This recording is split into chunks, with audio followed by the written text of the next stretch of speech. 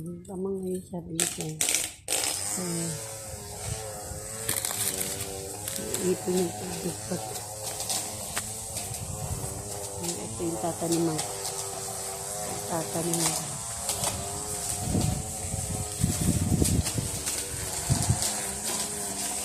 Palaya. Ay, pagtatanim. Sinto.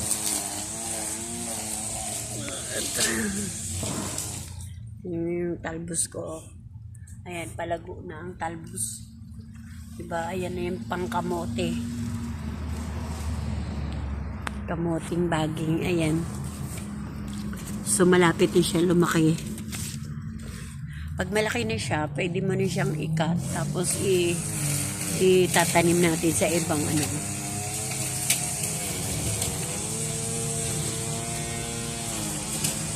Actually, pag ganito, pwede na rin siyang so, i-propagate. Kakatin mo na siya.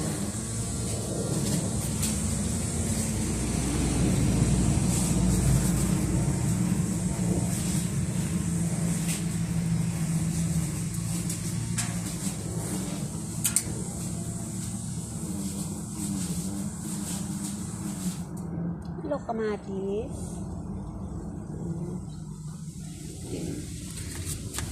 So, ito nga pala mga kapalangga yung pinatubo ko ng patatas. Pinat ko sa mga tumubo. Ayan. Gawin natin. Kailangan natin ng butasan itong ano. Kailangan kong butasan itong mga tataniman natin.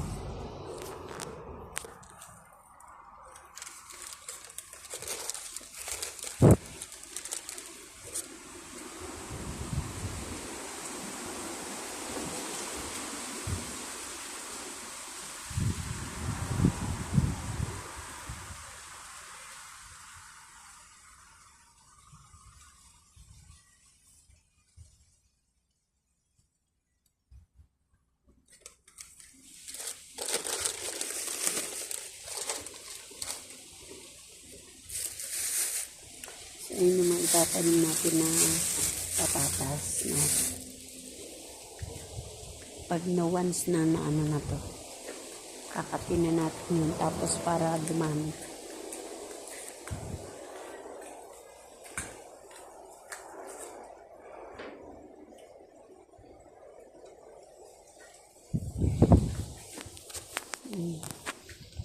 Ito yung tanim kong ano, patatas mga kapalangga. Kung may laman, wala pang ano to, siguro baka maliliit pang laman. So, ito naman yung sitaw na tanim natin. Ito, tinanim ko itong sitaw na to. Ayan, sa 2 puno ng tumubo. So, sana may tumubo pa kasi pinaikutan ko to Dito ko siya tinanim Sana nga may tumubo pa rin. Dito ko kasi yung pinaikot para, ayun, may tumubo pa isa. Dito ko siya pinaikot para pag, tumubo, malapit siya sa kapitan.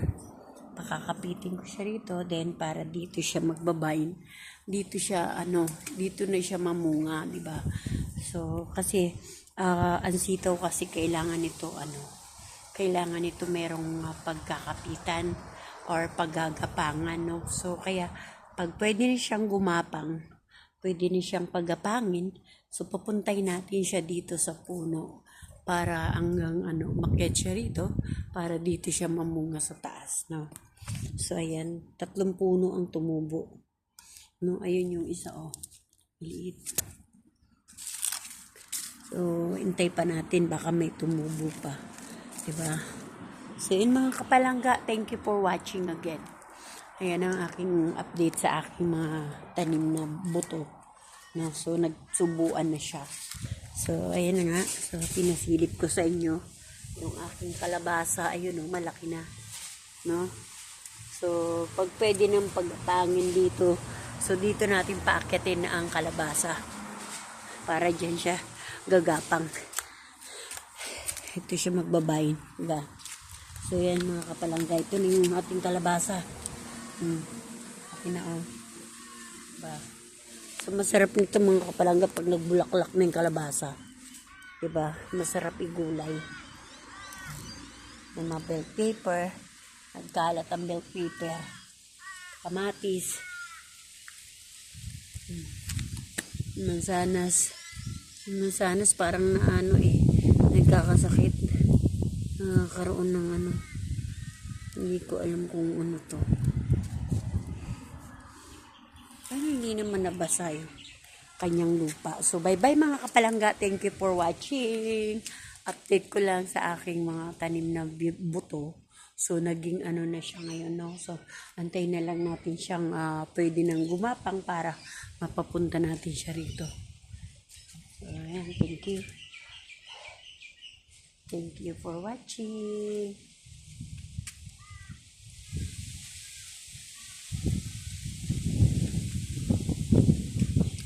So, ito yung gapangan. Tapos bakit?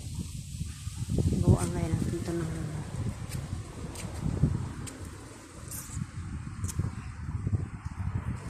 pwede rin dito paakyat.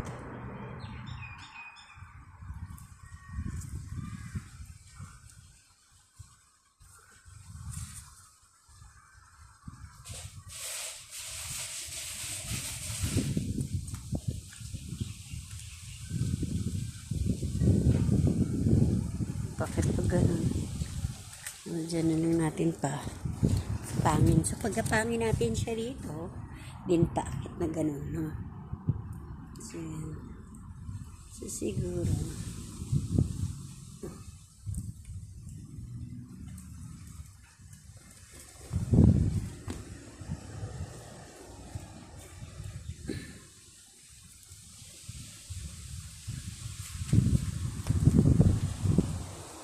ang ganda kong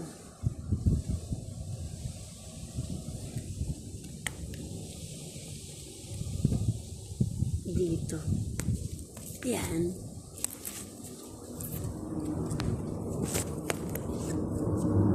Isa dito.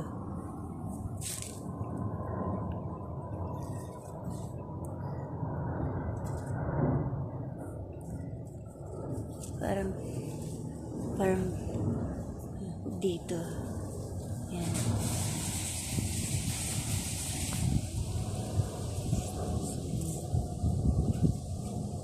Ito.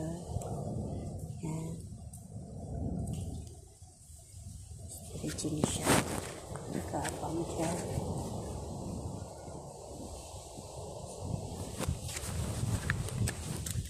Akit pa ganon.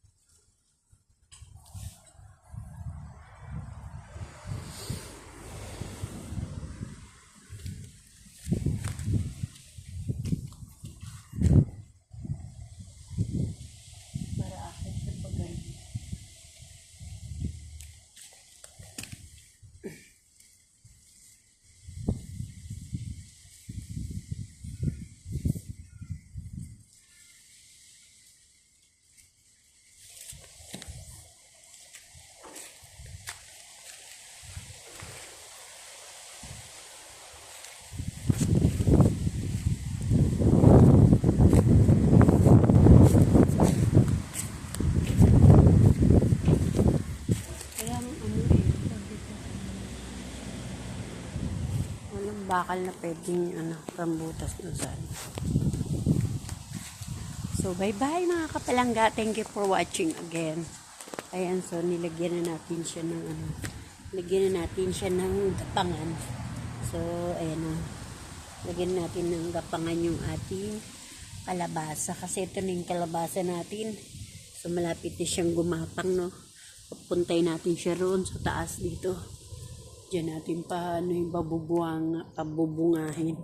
No, so mga kapalangga, thank you for watching again. See you next video. Ayan ang ating kalabasa.